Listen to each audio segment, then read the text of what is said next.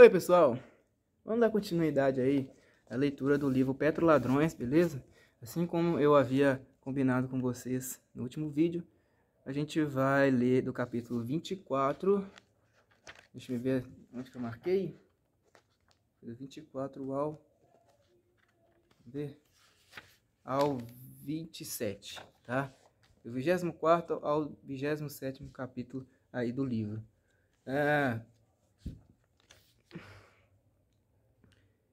Ainda falta muito para chegar à metade, né? Eu tinha me enganado no outro vídeo, porque o livro tem 560 páginas. Então a gente não tá na metade ainda não, falta um bocado ainda, tá? Eu me enganei, eu tava olhando assim, né? Eu vi o livro assim, e daí eu pensei, pô, já deve estar na metade, mas não é isso. É porque à medida que a gente vai abrindo o livro, né, ele vai ficando mais... Como é que eu posso falar? Ele vai ficar mais desbeiçado, né? Mas vamos lá. Quadrilhas esmiuçadas. João Vacari Neto e Renato Duque tornam-se réus da Lava Jato. João Vacari Neto, tesoureiro nacional do Partido dos Trabalhadores, virou réu da Operação Lava Jato em 23 de março de 2015. O juiz Sérgio Moro aceitou denúncia do Ministério Público Federal. Protegido por Lula, Vacari continuou a responder pelo setor financeiro do PT. Ao mesmo tempo, Renato Duque, ex-diretor de serviços, e outros 25 investigados foram acusados de corrupção e lavagem de dinheiro desviado da Petrobras. Com a decisão, abriu-se o primeiro processo contra os dois homens que, conforme as apurações, comandaram o recebimento e distribuição de propina no PT. Renato Duque foi acusado ainda de formação de quadrilha. A denúncia contra ambos se baseou nas irregularidades em obras de gasodutos e refinarias tocadas por empresas contratadas pela diretoria de serviços. Estimou-se um desvio de 136 milhões de reais. Quanto ao réu João Vacari Neto, arrastou a cúpula do governo federal para dentro da crise. Afinal, o dinheiro angariado pelo tesoureiro pagou despesas das campanhas eleitorais que elegeram 2 vezes Dilma Rousseff. Por que expor a presidente da República desse jeito? Por que Lula não afastou o tesoureiro? Uma semana depois da denúncia, o doleiro Alberto Youssef prestou depoimento à Justiça Federal do Paraná. Afirmou que mandara entregar 800 mil reais em espécie a João Vacari Neto. A propina era da Toshiba Infraestrutura e vinculava-se à contratação de obras no Complexo Petroquímico do Rio de Janeiro em 2009, ainda no governo Lula. Metade dos 800 mil reais foi retirada, aliás, no escritório de Alberto Youssef, na rua Renato Paes de Barros, bairro do Itaim Bibi, em São Paulo. Marice Corrêa de Lima, cunhada de Vacari, buscou a grana. De Alberto Youssef, abre aspas, eu entreguei esse valor pessoalmente, fecha aspas.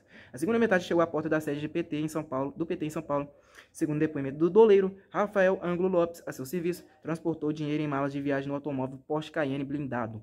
Acompanhou um funcionário da Toshiba, José Alberto Piva Campana. Este foi o encarregado de entrar no prédio e repassar a quantia ao tesoureiro. Conforme Rafael Ângulo Lopes, foram 2 entregas da Toshiba Infraestrutura na sede do PT, ambas acompanhadas por José Alberto Piva Campana. A primeira de 200 mil e a segunda de 350 mil reais. Em depoimento anterior, Youssef dissera que Vacari embolsara parte do dinheiro em restaurantes da região da Avenida Paulista, mas depois houve um telefonema a Rafael Ângulo Lopes, mudando o local para a sede do PT. No total, a Toshiba Infraestrutura repassaria 1,5 milhão de reais a Vacari. Alberto Youssef esclareceu ainda ter procurado 2 deputados do PT, André Vargas do Paraná e Cândido Vacarezza de São Paulo, para que abrisse as portas do Ministério da Saúde ao Labogen, o laboratório com o qual pretendia fazer negócio com o governo do PT. Do doleiro, abre aspas, no Brasil nada se faz sem lobby, fecha aspas. Leonardo Meirelles, réu da Lava Jato, manteve sociedade com Alberto Youssef na Labogen. Em delação premiada, confessou que abriu 3 contas na China e em Hong Kong, pelas quais circularam 140 milhões de dólares. Por fazer parte do esquema, ganhou 1,5 milhão de dólares com as operações. A estratégia de Leonardo Meirelles: comprava empresas quebradas e as usava para simular a importação de produtos químicos, enviando dinheiro para a China. Oriundas de repasses ilegais, as somas serviam para fazer pagamentos no exterior a beneficiários da corrupção no Brasil. Já Marice Corrêa de Lima, a cunhada de Vacari, efetuou uma operação imobiliária considerada suspeita com a OAS em 2013. Vendeu a empreiteira um apartamento no Guarujá, em São Paulo, por 430 mil reais no mesmo condomínio de um triplex supostamente de Lula. A história cabeluda vem mais adiante. O imóvel de Marice fora adquirido por cerca de 200 mil reais 2 anos antes. Como se verá, as propriedades apontadas como de Lula e da cunhada de João Vacari Neto no Guarujá faziam parte de uma construção patrocinada pelo Bancop, a suspeita cooperativa de bancários paulistas, presidida pelo mesmo tesoureiro do PT, antes da obra ser transferida à OAS. A mesma OAS, aliás, solicitou que Alberto Youssef entregasse 110 mil reais em dinheiro vivo a Marice Corrêa de Lima naquele ano de 2013. A situação de Renato Duque só se agravava. Conta do ex-diretor de serviços, registrado em nome de Offshore Musat Overseas Holdings, no Panamá, recebeu no Principado de Mônaco, em 2009, 2 depósitos de 875 mil dólares. O dinheiro veio da offshore construtora internacional Del Sur, apontada pela Lava Jato como intermediária de repasses de propina na construtora Norberto Odebrecht, a maior empreiteira brasileira. Descobriu-se que a origem do dinheiro depositado na construtora internacional Del Sur era uma conta bancária no Credit Corp Bank de Genebra. O doleiro Alberto Youssef confirmou que a Odebrecht usava offshore para efetuar remessas ao exterior. As comissões referiam-se às obras na refinaria Abreu e Lima, em Pernambuco. Youssef citou a Braskem, uma sociedade entre a Odebrecht e a Petrobras. Odebrecht e Braskem era comum fazerem esses pagamentos lá fora ou ela me entregava em dinheiro vivo no escritório de São Gabriel. Pedro Barusco citou a construtora internacional Del Sur. Diz que a offshore foi usada pela Odebrecht para realizar transferências da sua conta na Credit Corp Bank, AS, de Genebra. Barusco deu detalhes de uma transação de 916 mil dólares envolvendo a construtora internacional Del Sur e uma offshore no Panamá. Quem tentou minimizar as coisas foi Luiz Flávio Durso, o advogado de João Vacari Neto. Admitiu que o tesoureiro Renato Duque e Pedro Barusco encontravam-se para jantar. Do advogado, abre aspas. Vacari tinha uma relação próxima com Duque, e Barusco era próximo de Duque, mas nenhum deles frequentava a casa um do outro. Fecha aspas. Ao cumprir mandato de busca e apreensão na residência de Renato Duque, policiais federais encontraram notas fiscais de supostas consultorias do ex-diretor de serviços após sair da Petrobras. Tudo indicava o uso da mesma estratégia de Paulo Roberto Costa assim que deixou a diretoria de abastecimento. Duque simularia a prestação de serviço pela empresa D3TM, com o objetivo de receber dívidas de propina das empreiteiras. A revista Carta Capital deu detalhes sobre a compra de 3 apartamentos por Renato Duque na Barra da Tijuca, 2 imóveis de 800 mil e um de 1,2 milhão de reais. O problema foi a parcela de 730 mil, saudada por Jamp Engenheiros Associados de Milton Pascovitch. A suspeita óbvia. O dinheiro teria como ponto de partida acertos ilegais da Petrobras, suborno da Engevix por contrato da diretoria de serviços. Os investigadores encontraram 10 notas fiscais da D3TM para a Jamp, de 100 mil reais cada. A empresa especificava desenvolvimento de assessoria e consultoria ao planejamento, implantação e execução do programa de expansão das atividades comerciais e técnicas da contratante no mercado nacional e internacional da indústria do petróleo e gás. E mais, execução de estudos tecno-econômicos para desenvolvimento de parcerias com fabricantes e integradores no Brasil e exterior, com a definição de escopos de fornecimento, eventuais requisitos de infraestrutura e investimentos, modelagem financeira e comercial necessários para a implantação dessas oportunidades. Balela, não havia cópia de estudos realizados, nem de relatórios que deveriam ter sido entregues por Renato Duque.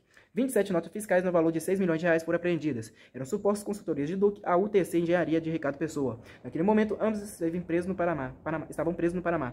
Já a OAS, conforme a farta documentação encontrada, recebeu 6 notas fiscais da D3TM. Em contrapartida, pagou 1,6 milhão de reais ao ex-diretor entre dezembro de 2013 e maio de 2014. A IESA Óleo e Gás também contratou a D3TM. Os indignados da pátria.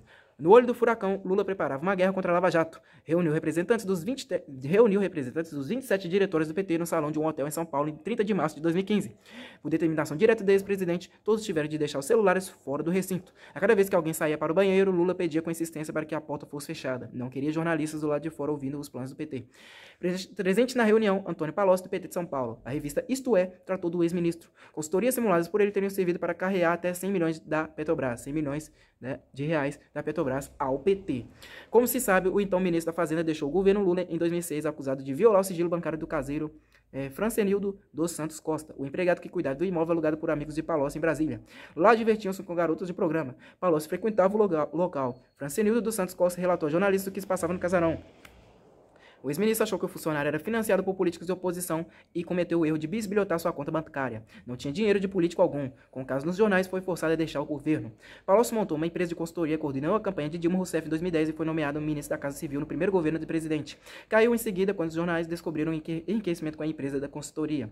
Em 2006, ele intermediaria a compra do estaleiro Rio Grande pela construtora W Torre, que o arrendou à Petrobras. Sem história no setor naval, a W Torre foi contratada para construir cascos de plataformas marítimas, um negócio de 6,5 bilhões de dólares. Neófito e orientado por Palocci,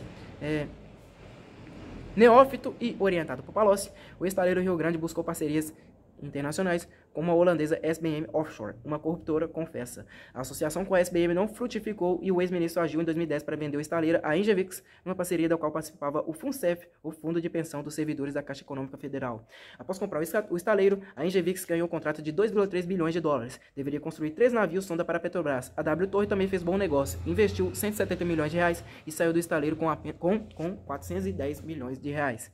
Tem mais, Palocci e W Torre. Segundo a revista Isto É, o ex-ministro conseguiu um negócio bilionário para a construtora e a quem prestava consultoria. A W Torre investiu 600 milhões de reais e ergueu 4 edifícios modernos do centro do Rio de Janeiro. Sem passar por licitação, assinou o contrato para alocá-los à Petrobras, válido até o ano de 2039. Receberia 100 milhões de reais anuais. O valor, claro, seria reajustado todos os anos. No dia seguinte à reunião com os 27 diretórios, Lula encontrou-se com sindicalistas e militantes do PT em São Paulo. Entre os aliados, José Sérgio Gabrielli, do PT da Bahia, ex-presidente da Petrobras durante a maior parte dos 2 governos Lula.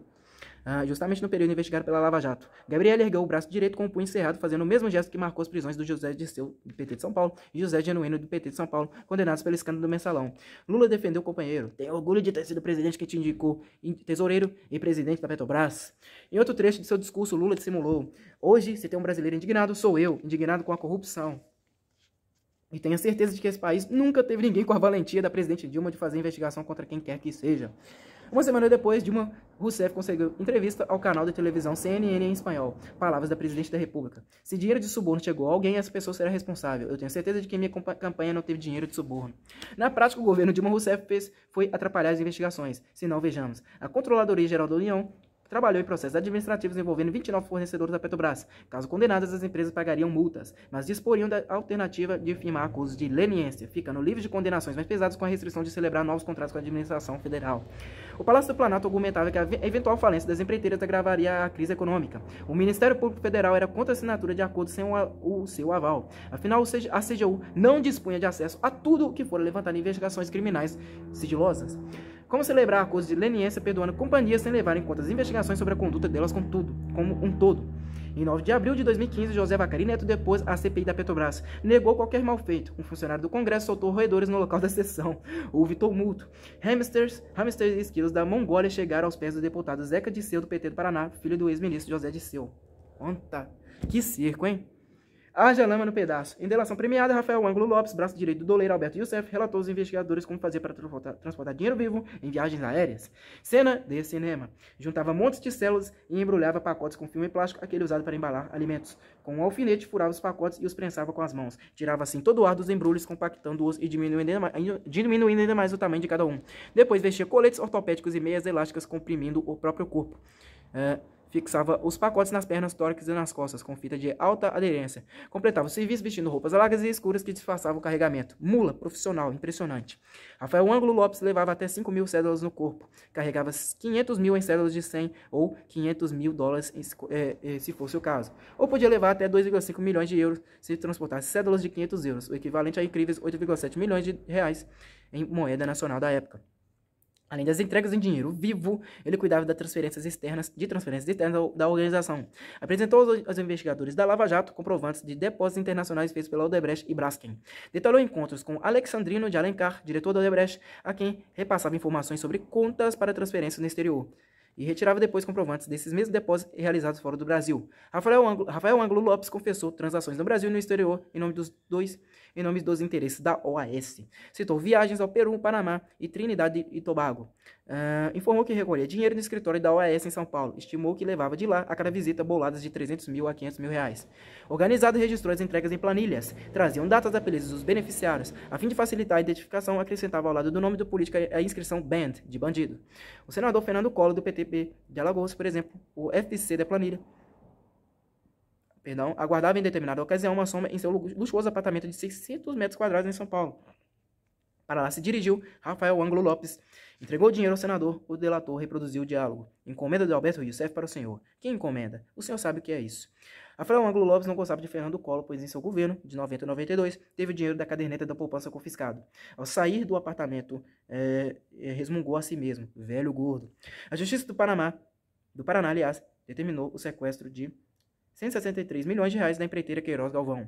O Ministério Público Federal solicitou o bloqueio para pagar parte dos 372 milhões que a Queiroz Galvão deveria ressarcir aos cofres públicos por desviar dinheiro de contratos com a Petrobras. Em outra ação, a Justiça Federal leiloou por 206 mil reais um Porsche Cayman da doleira Nelma Mitsui Penasso Kodama, a mesma acusada de tentar embarcar para a Europa com dinheiro na calcinha. Ai, meu Deus do céu, que circo, hein?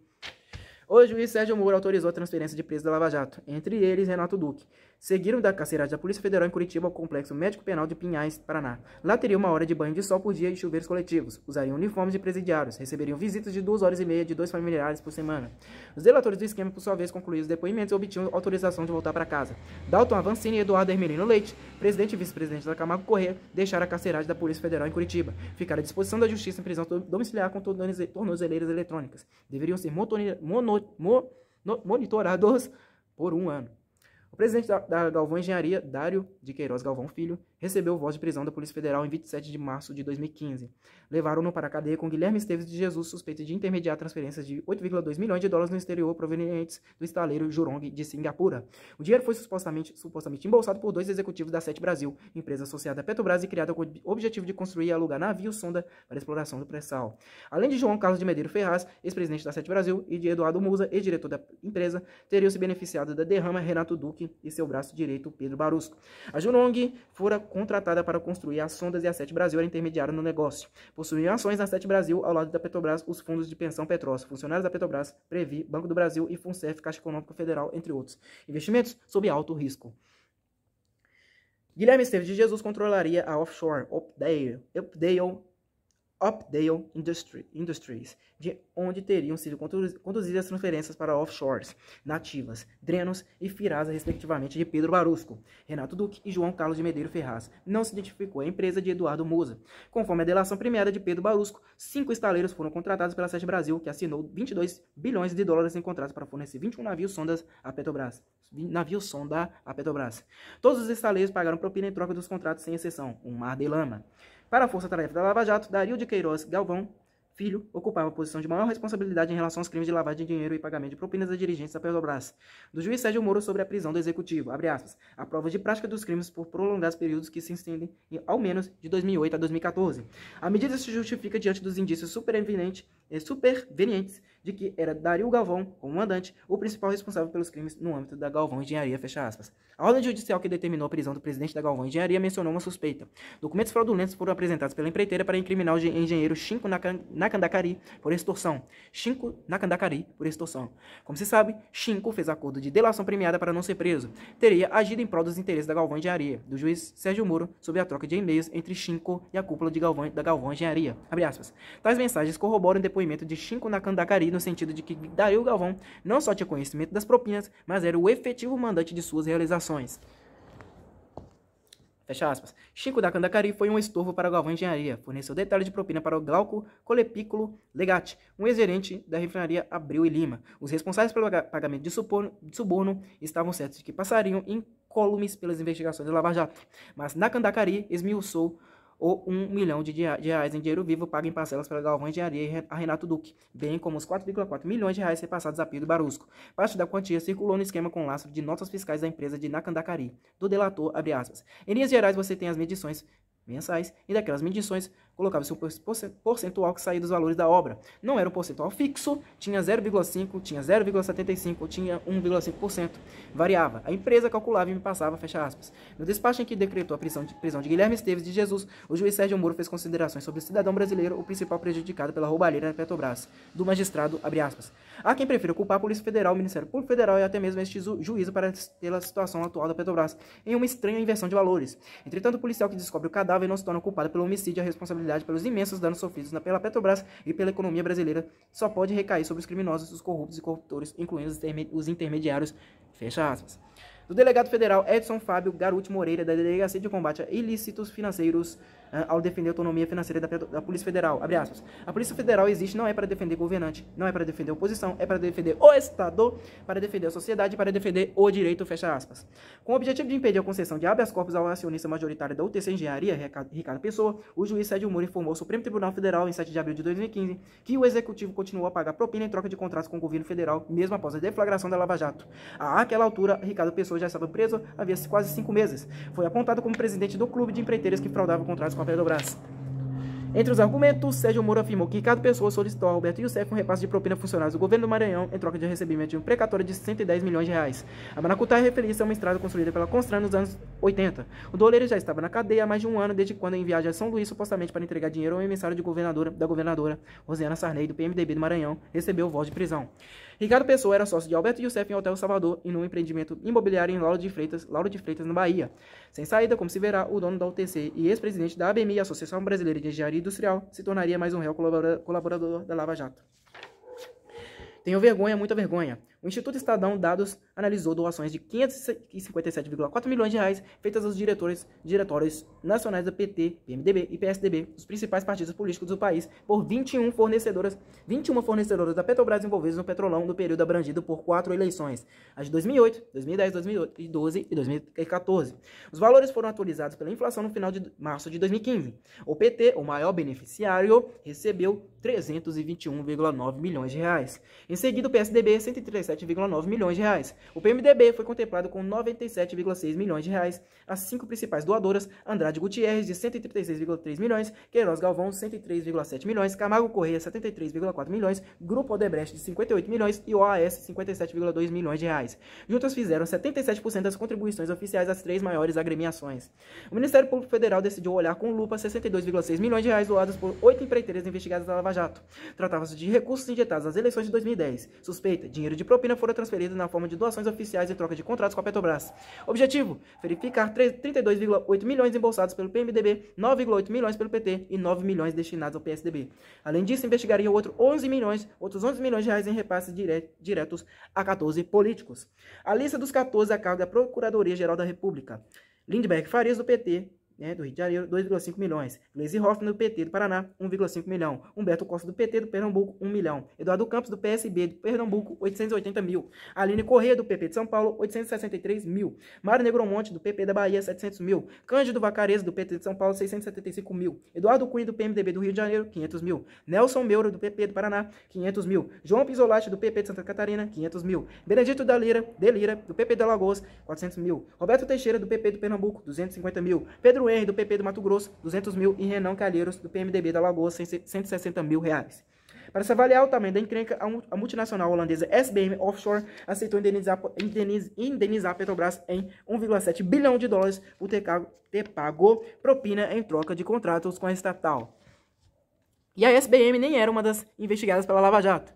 Em 20 de março de 2015, o CAD, Conselho Administrativo de Defesa Econômica, divulgou o acordo de leniência firmado com a Cetal Engenharia e 9 funcionários do grupo Toyo Cetal. A Cetal confessou a participação com mais 22 companhias no cartel que fraudou contratos, pagou suborno por obras e lesou a Petrobras. Admitiu que a organização começou a atuar no final dos anos 90 durante o governo do presidente Fernando Henrique Cardoso do PSDB e obteve estabilidade a partir de 2003 com a chegada de Lula à presidência da República. Com o petista, vieram as nomeações dos diretores Paulo Roberto Costa, Paulinho da diretoria de abastecimento e Renato Duque da diretoria de serviços. Formou-se o Clube das 9 empreiteiras. O esquema sofisticou em 2005 e constituiu-se o Clube das 16 com a entrada da 16ª integrante, a Galvão Engenharia, em 2007. Outras 7 empreiteiras participavam esporadicamente dos acertos, totalizando 23 empresas. O cartel reunia-se mensalmente desde 2007 para dividir obras entre si e ditar preços da Petrobras. Quando houve uma racha, criaram um clube VIP, com as companhias que lideravam o conjunto e exigiam primazia nas grandes obras, construtora Norberto Odebrecht, Andrade Gutierrez, Camargo Correia, Queiroz Galvão, Óleo e Gás e UTC Engenharia. As outras integrantes da organização, segundo a delação da Cetal, SOG, Óleo e Gás, Mendes Júnior, MPE, Promon, Techint, OAS, Engevix, Galvão Engenharia, GDK, IESA Óleo e Gás, Skanska Brasil, Alusa, depois Alumine, Carioca, Construcap, CCPS, Fidens, Jaraguá, Charrim e Tomé. Eis a lista dos 9 funcionários do grupo Toyo Cetal que contribuíram com as informações: Alberto Jesus Padilha Lizondo, Augusto Ribeiro de Mendonça Neto, Dorian Luiz Valeriano Zen, Francisco Vera Codina, Gabriel Aidar Abuchar, José Luiz Fernandes, Marcos Pereira Berti, Maurício Mendonça Godoy e Roberto Ribeiro de Mendonça. Maria das Graças Fortes, do PT do Rio de Janeiro, apresentou atestado médico para não depor a CPI da Petrobras em 26 de março de 2015. A presidente Dilma Rousseff atuou diretamente para postergar o depoimento, mas Graça Foster recuou e foi depor. A ex-presidente da Petrobras chegou e saiu do Congresso sob forte esquema de segurança para evitar que fosse abordada por jornalistas. Teve um mérito. Admitiu a roubalheira. Abre aspas. Podia ter todas as suspeitas, mas não tinha os fatos que estão aí. Tenho realmente um constrangimento muito grande por tudo isso, de olhar para vocês. Já passei por várias fases de sentimento. Eu tenho vergonha, muita vergonha, fecha aspas. Em outro momento, ela protegeu o governo Lula. Afirmou desconhecer de quem era a responsabilidade pelas indicações dos ex-diretores Paulo Roberto Costa, Renato Duque e Nestor Severo, todos nomeados na administração do ex-presidente e investigados como protagonistas da corrupção. Graça Foster reconheceu que a Polícia Federal descobriu a organização criminosa na Petrobras e declarou com humildade, abre aspas, certamente a Petrobras merecia um gestor muito melhor do que eu, não tenho a menor dúvida disso, fecha aspas. Uma crise econômica sem precedentes abateu o Brasil em 2015. O assunto não é tema deste livro, mas o quadro deveu-se à irresponsabilidade com que as finanças públicas foram administradas nos governos Lula e Dilma. A certa altura, a conta teria de ser paga. Em meio à maior crise da sua história, a Petrobras anunciou, no final de março daquele ano, um aumento de remuneração na remuneração de seus diretores. Somando todos os benefícios, cada diretor teria os rendimentos majorados de 2,2 milhões para 2,5 milhões de reais por ano, uma elevação de 2,9% acima da inflação no período. O ganho do diretor na Petrobras passou para R$ 192.307,69 por mês, mais o 13º salário em valor equivalente, um direito do trabalhador brasileiro. Eu vou parar por aqui, pessoal, né? Eu não vou conseguir chegar até o capítulo 27, tá? Porque eu vou precisar fazer outras coisas, tá? Mas eu vou dar continuidade aí no próximo vídeo, tá? Então é isso daí, espero que vocês tenham gostado do vídeo. Continue aí acompanhando o meu canal. É isso daí. Muito obrigado a todos vocês e até a próxima.